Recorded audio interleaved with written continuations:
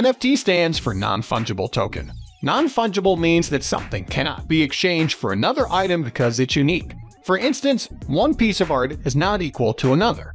Both have unique properties. Fungible items, on the other hand, can be exchanged for one another. For instance, $1 or Bitcoin is always equal to another. Okay, but what is an NFT? Before that, if you are new to this channel, welcome to Crypto Lab. And don't forget to press the subscribe button and hit the bell icon for instant notification. NFT are tokens that live on a blockchain and represent ownership of unique items. Why is that useful? Well, tracking who owns a digital file is tricky because it can be copied and distributed effortlessly. So how can you prove who's the original owner when everyone has an identical copy of the file? An NFT solved this problem. Imagine that you made a piece of digital art, essentially a JPG, on your computer.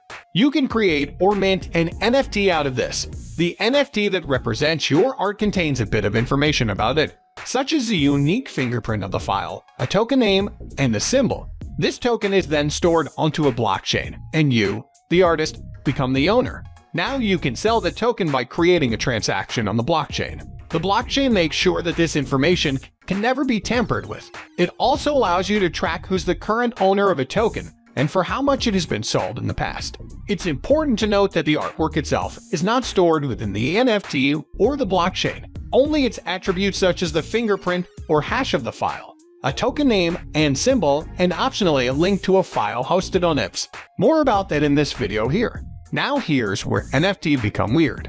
When you buy an NFT that represents artwork, you don't get a physical copy of it. Heck, most of the time, everyone can download a copy for free. The NFT only represents ownership, and that is recorded in a blockchain so nobody can tamper with it.